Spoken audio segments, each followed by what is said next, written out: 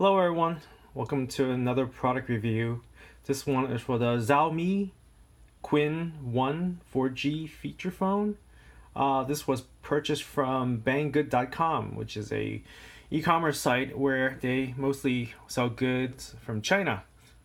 So this is the product straight from China, which took roughly around a week and a half to arrive from Hong Kong or Shenzhen. I forget which area of China. So anyway, it came a little gray plastics like a sleeve. It has a styrofoam, wrap to protect it, and it came in this box here. Let's go to the box. Just a simple box, outlining some of the features, I guess, but I can't make it out because it's in Chinese. The presentation was decent. Purchased this for roughly around $83. That was after a 10% off, and after tax it was a total of $83 or so. So it'll come in a box like so, and it'll come with a little SIM tray injector, a fold-out pamphlet manual that's in Chinese, and I can't make out anything. I can hazard a guess about what some of these words means, just because they're illustrations. So this feature phone comes with a some kind of generic processor, probably a very weak one. It doesn't seem very snappy. And apparently comes with a resolution of 240 by 320. And it looks, I'm going through the menu right now, it looks like there is a MediaTek processor CPU inside. And it has a 1480 mAh battery. It has Bluetooth. It's strictly for GSM networks such as AT&T, T-Mobile, and all the carriers like the mobile virtual network carriers, which are the prepaid ones that they support too. So you might use it for AT&T, T-Mobile, Cricket, Mint Mobile and whatnot. It seems a good device. I'm sorry about all the movement. I'm actually holding my cell phone in one hand while going the product, so you gotta excuse this. Anyway. So on the side we have the SIM tray here. Obviously you see the pinhole, and in the back you see all the information that details here, the correspondence with the phone. So let's look at the phone and let's turn it on. So here's the power button. The moment you turn it on, you have the screen here. So one thing to note, there are a lot of sequential updates, really small sequential updates for the firmware, and I literally had 10 or 12 small updates. So I would advise when you get this phone to plug it in, fully charge it, which will probably take you an hour or so. It doesn't have rapid charging, and just after it's fully charged, just take it off the plug and just go to system update and start updating, because there will be a lot. This is actually running on a modified Android operating system. I don't know what version, but it's a modified version of it. So let's unlock this. So unlock is basically this left select button, and then the start button, or it could be the power button, depending on whatever you choose. Here's a screen. It's fairly simple. One thing I noticed that's really hard is to navigate is you have to basically use this limited navigation space around here, and the selection button is right in the center here. So that makes it really challenging. You have big beefy fingers, it's gonna be hard to use. Definitely hard to use. This is a very, very small device. It's very tiny. If you were to let me see if I can find something to compare it to. Shoot. For instance, okay, this is the only thing that's closest, closest at hand. This is my Kindle Paper White, and this is the Xiaomi Qin 1. and you can see it's roughly like 1/3 the size of the Paperwhite. It's very, very thin. It's a candy bar style phone. So when I first initially got it, the UI looked kind of backwards, and it took like probably like 10 updates for the UI to basically be more modernized. Initially, like when I first like started up the phone, there was an app store, but over subsequent firmware updates, the app store disappeared. So I'm not sure what's really going on with that. So let's go up and look through some of the selection options here for the apps. You have call history, and then obviously this is like empty because it hasn't been set up yet.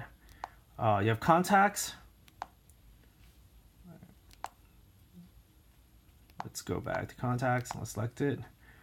Obviously, no new contacts. There's an option here to create contacts or import, or whatever. Pull them from the SIM. Let's go back, and let's look at the next one. Let's go back again. Next one would be messaging, and obviously nothing there. I do Qin chat. I'm not really sure what this is, but when I went into the app, it wanted to link with WeChat. So it looks like it's basically an app that links with WeChat. And here's the Me AI. It's basically like Google like Assistant or Siri or Cortana or something like that, but on a feature phone. And it kind of works. It doesn't really recognize English well. If you understand Chinese, it'll be, it'll probably work better. Here is the settings. Here are the options. You got call settings. Wi-Fi, Bluetooth, sound. This is sound profiles, I guess.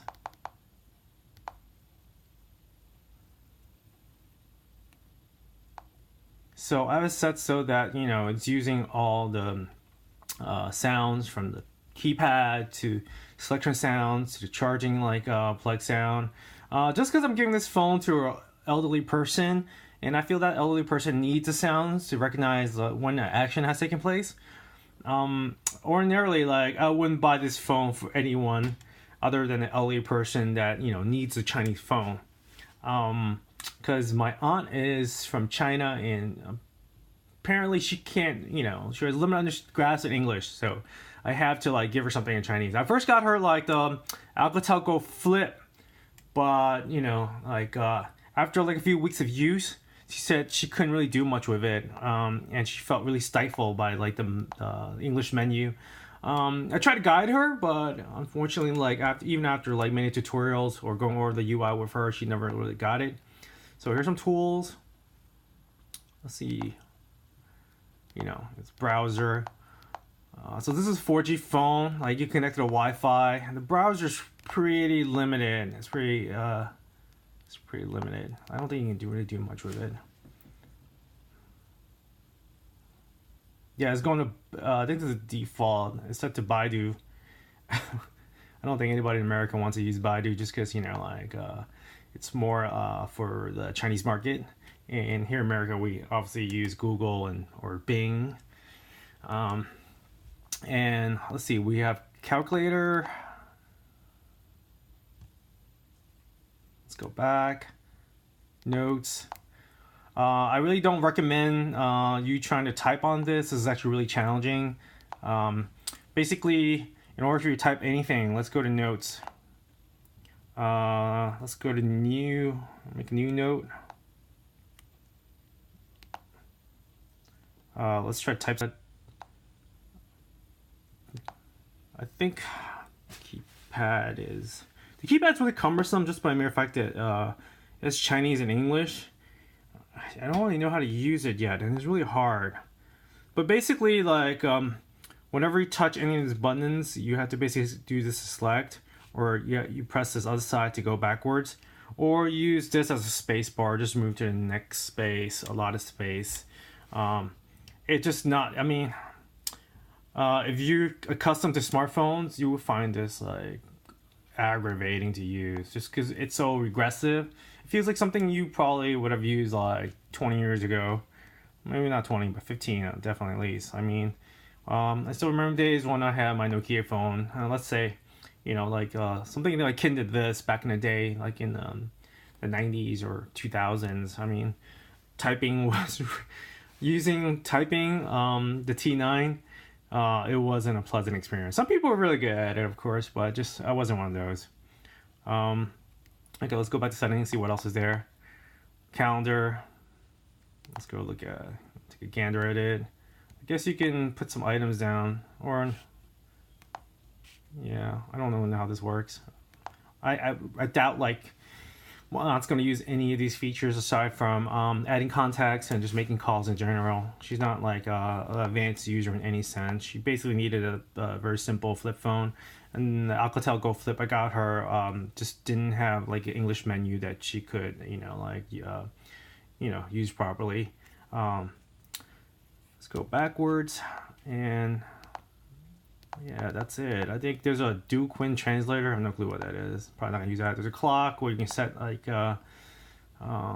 some alarms, and it looks like just alarms, I guess.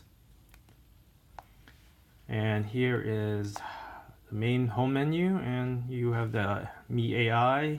Let's go back. And I think you press the center here and it'll try to say something. You can say something. Car.